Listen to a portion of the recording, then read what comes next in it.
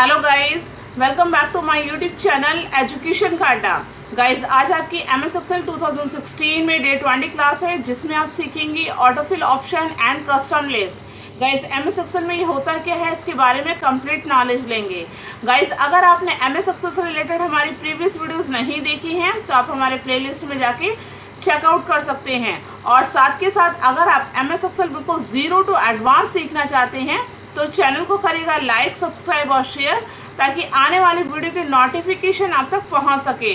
तो चलेगा, इस वीडियो को शुरू करते हैं। तो गाइस, देख रहे हैं यहाँ पे इस तरह के एमएस एक्सेल की शीट है और मान के चलिए यहाँ पे हमें कोई भी ऑटोफिल ऑप्शन को अप्लाई करना है, तो आप देखेंगे किस तरह से हम किसी भी टेबल को कैसे ऑटो जनरेट कर सकते हैं।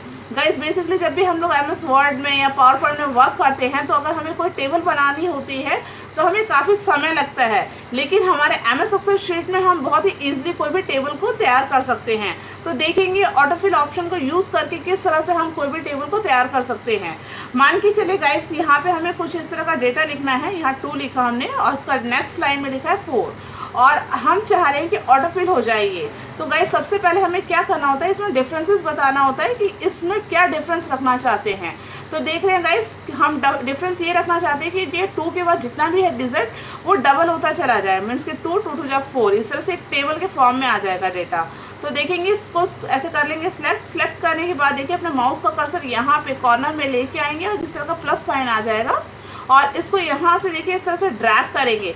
जितनी भी आपको रिक्वायरमेंट है आप यहाँ पे इसको ड्रैग करिए, आपको ये देखिए ऑटोफिल ऑप्शन आ जाएगा। इसी तरह से मान के चलिए अभी तो आपने ये कॉलम में किया है, इसी तरह से आपको रो में चाहिए तो देखिएगा यहाँ पे आपने मान के चलिए 4 लिखा, फिर से हम इस तरह से इसको सिलेक्ट कर लेंगे। ये देख रहे हैं, इस तरह से हमने किया सिलेक्ट और यहाँ पे कॉर्नर में आके इस तरह से इसको ड्रैग करेंगे। तो देख रहे हैं गाइस, इस तरह से आपका ये है ऑटोफिल ऑप्शन अप्लाई हो गया। मान के चलिए अब ये 4 है, 4 के बाद आप इसको फिर वो करना चाह रहे हैं 4 4 2 8 इस तरह से करना चाह रहे हैं। फिर से ये दोनों को सिलेक्ट करेंगे, ये देख रहे हैं, इस तरह से आएंगे और इसको कर दीजिए सिलेक्ट और यहाँ पे इस तरह से आके इसको ड्रैग कर सकते हैं। तो ये देख रहे हैं गाइस, इस तरह से ये ड्रैग करेंगे तो आपको ये ऑटोफिल ऑप्शन वर्क करेगा। मान के चलिए आपको एक साथ काफ़ी सारा मान के चलिए गाइस, आपको एक साथ काफ़ी सारे ऑटोफिल ऑप्शन को अप्लाई करना है शीट में। तो देखिएगा, मान के चलिए इस तरह से मैंने लिखा 2 और फिर मान चलिए 2 के बाद यहाँ लिख दीजिए 3। अब इसको कर दीजिए, आप इसको कॉलम को सिलेक्ट करके और इसको ऑटोफिल अप्लाई करिए। इस पर कॉर्नर में आएंगे,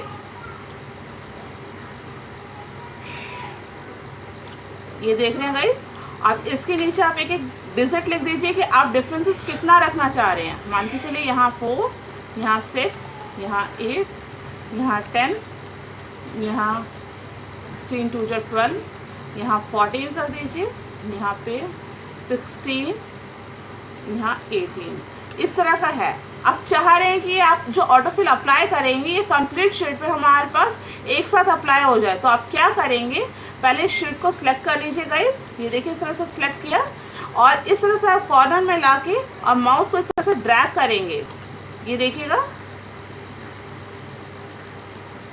इस तरह से आप ड्रैग करेंगे तो आपको 1 by 1 करने की ज़रूरत नहीं है। जितना भी आपको रिक्वायरमेंट है वहाँ तक आप इसको ड्रैग कर सकते हैं। मान के चलिए इतनी रिक्वायरमेंट है, फिर तो ये देखिए इस तरह से आपका डेटा आ जाएगा। मीन्स कि एट अ टाइम में आपको ये कंप्लीट डेटा आपका फिल हो चुका है। तो मीन्स कि ये एज अ टेबल के फॉर्म में आपका ये डेटा तैयार हो चुका है। मान के चलिए इस तरह से हो गया गाइस, ये हो गया हमारा कोई न्यूमेरिक के पक्ष में। और मान के चलिए कोई हमें सन लिखना है, मान के चलिए इस तरह से मैंने लिखा 2009। अब मैं चाह रही हूँ कि इस तरह का ईयर के फॉर्म में मेरा डेटा आ जाए। तो देखिएगा, इस तरह से मैं यहाँ कॉर्नर में जाऊँगी और यहाँ से इस सबको ड्रैग करेंगे। तो गाइस देखिएगा, अभी यहाँ पे हमने कोई डिफरेंसेस इसको नहीं बताया है कि किस तरह से हमें डिफरेंस रखना है, इसलिए इसने सेम डेटा को अप्लाई किया है। तो देखिए इस तरह से हम यहाँ पे 2009 लिखा है, 2000 यहाँ पे 10 लिख दीजिए और अब इसको कॉलम को सिलेक्ट करेंगे और यहाँ कॉर्नर में ला के अपने माउस को ड्रैग करेंगे। ये देखिएगा इस तरह से। तो देख रहे हैं गाइस, इस तरह से आपको ये डेटा आ जाएगा। मीन्स कि हमें क्या करना होता है कि जो हमारा एमएस एक्सेल शीट है उसमें बताना होता है कि हम इसमें जो डेटा लाना चाह रहे हैं वो कितना डिफरेंस में लाना चाह रहे हैं। तो इस तरह से ही हमारा ऑटोफिल ऑप्शन हमारा एमएस एक्सेल शीट में वर्क करता है। ये ईयर के रिगार्डिंग हो गया, कोई भी हमारा टेबल वगैरह हमें कुछ लिखना है, मीन्स कि किसी भी तरह का कोई भी डिफरेंसेस आपको बताना है जितना भी डिजिट के डेटा के अंदर, तो आप इस तरह से इसको आप पहले फर्स्ट शीट में फर्स्ट 2 रोज में आप अप्लाई कर सकते हैं और फिर नेक्स्ट ये ऑटोमेटिकली आप इसको ड्रैग करेंगे तो ये फिल हो जाएगा। मीन्स कि ये काफ़ी फास्टली काम करता है हमारा MS एक्सेल में ऑटो फिल ऑप्शन। इस तरह से गाइज अब मान के चलिए अभी यहाँ पे आपने लिखा संडे, कुछ क्या होता है गाइज कि जो कस्टम लिस्ट हम अप्लाई करते हैं तो वो क्या होता है, डेटा हमारा पहले से हमारा MS एक्सेल शीट में स्टोर होता है, तो वो कस्टम लिस्ट के अकॉर्डिंग वर्क करता है। तो अब देखेंगे किस तरह से हम करेंगे। यहाँ पे देखिए जैसे मैंने लिखा यहाँ पे संडे, नेक्स्ट कॉलम में मेरे को मंडे लिखने की रिक्वायरमेंट नहीं है क्योंकि ये हमारे कस्टम लिस्ट में इस तरह का डेटा है। अब देखिए यहाँ कॉर्नर में आऊँगी मैं और यहाँ पे प्लस साइन को देखिए मैंने ड्रैग किया तो ये ऑटोमेटिकली आ चुका है। देख रहे हैं संडे मंडे ट्यूसडे, संडे के बाद नेक्स्ट फिर से अप्लाई हो गया मंडे ट्यूसडे। और इसको ड्रैग करना चाहती हूँ तो इस तरह से मैं इसको और भी ड्रैग करके इसे अप्लाई कर सकती हूँ। तो ये है गाइस की कस्टम लिस्ट की, इसमें काफ़ी इस तरह का डेटा हमारा कस्टम लिस्ट में है। तो गाइज आप देखेंगे हम MS एक्सेल में कस्टम लिस्ट को कैसे चेकआउट कर सकते हैं। तो देखिएगा यहाँ पे जाएंगे आप फाइल में जाने के बाद आपको जाना है ऑप्शंस में, और ऑप्शन में जाने के बाद देखिएगा गाइज क्लिक करना है आपको एडवांस टैब पे। एडवांस टैब पे क्लिक करने के बाद इस तरह से आप इसको ड्रैग करिए और यहाँ पे देखिएगा आपको मिलेगा कि शो कर रहा है create list for use in shorts and field sequence. तो यहाँ पे क्लिक करेंगे एडिट कस्टम लिस्ट। तो यहाँ पे देखिए इस तरह से कुछ डेटा आपको पहले से ऐड है, देख रहे हैं संडे मंडे ट्यूसडे और मीन्स शॉर्ट में इनिशियल में और फुल में और जनवरी फरवरी लिखा हुआ है। इस तरह से आपको कुछ कस्टम लिस्ट में ऐड है डेटा। मान के चलिए यहाँ पे आप कोई भी और भी ऐड करना चाहते हैं डेटा, तो आप किस तरह से करेंगे तो आप देखेंगे। मान के चलिए यहाँ पे आपने जनवरी फरवरी की जगह कोई नेम वगैरह ऐड कर दिया, तो देखेंगे यहाँ पे जैसे लिखा मैंने सुनीता, रजत, सूरज, इस तरह से हमने कुछ नेम लिखा और हम चाह रहे हैं कि यहाँ पे सिर्फ मैं यहाँ सुनीता लिखूँ अपने एक्सेल शीट में और इसके नीचे के नेम ऑटोमेटिकली आ जाए। तो देखिएगा मैं इसको ऐड कर देती हूँ और यहाँ कर देते हैं ओके। अब देखिएगा कैसे अप्लाई करेगा हमारा MS एक्सेल शीट में। तो देखिएगा गाइस यहाँ पे मैंने लिखा सुनीता और फिर यहाँ पे इसको हटा देती हूँ और यहाँ पे देखिएगा इसको ड्रैग करेंगे तो देख रहे हैं गाइस सुनीता, रजत, सूरज। इसके बाद फिर सेम चीज़ अप्लाई हो रही है। तो मीन्स कि जो भी हमारा कस्टम लिस्ट में होगा तो हमें वो सिंगल बार टाइप करने के बाद सिर्फ ड्रैग करेंगे तो हमारा वो शीट में आ जाएगा। इसी तरह से कोई भी नेम या किसी भी तरह का डेटा अगर हमें बार बार उसका यूजेस है तो हम उसको कस्टम लिस्ट में डाल सकते हैं और उस चीज़ को हम अपने MS एक्सेल शीट में अप्लाई कर सकते हैं, फिर कोई भी डेटा को ऐड कर सकते हैं। आप देखिएगा गाइस कि मान के चलिए आपने इस तरह से MS एक्सेल शीट में कोई भी डेटा लिख रखा है और आप चाह रहे हैं कि यहाँ से हम MS एक्सेल शीट के डेटा से मैं अपने कस्टम लिस्ट में लेके जाऊँ। तो आप देखिएगा मान के चलिए इस तरह का मेरा कोई डेटा है, कोई आइटम्स के रिगार्डिंग है गाइस।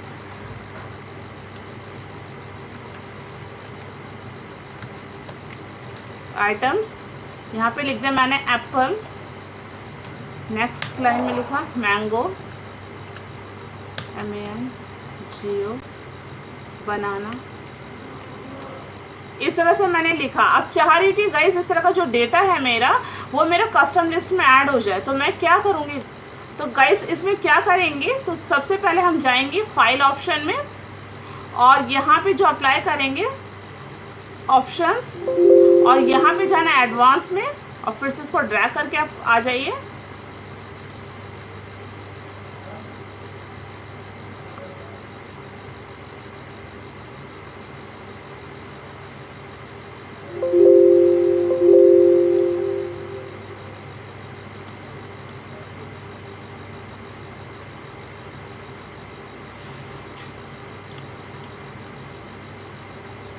तो देख रहे हैं गाइस यहाँ पे क्रिएट लिस्ट है, इस पे आ जाएंगे, क्लिक करेंगे और यहाँ पे देखिए गाइस इस तरह का ये है press enter to separate list entries list import list from cell.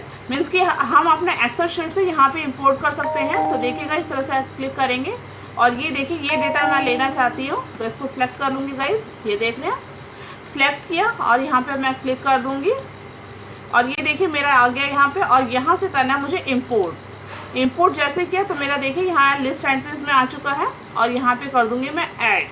Add करने के बाद क्या करना है गाइस, ओके करना है।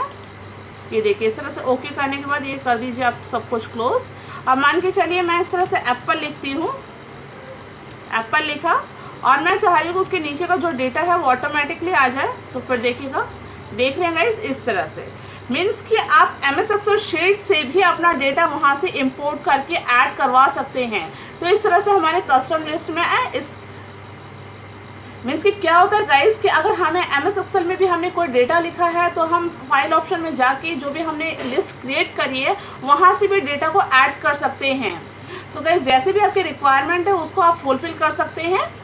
तो गाइस आज की वीडियो में हमने देखा ऑटोफिल ऑप्शन क्या है हमारे MS एक्सेल में, कस्टम लिस्ट क्या है, इन ऑप्शंस को हमने यूज़ किया। गाइस अगर आपको MS एक्सेल से रिलेटेड वीडियो पसंद आए तो प्लीज़ गाइस चैनल को करिएगा लाइक, सब्सक्राइब और शेयर, ताकि आने वाली वीडियो की नोटिफिकेशन आप तक पहुंच सके। Thank you guys.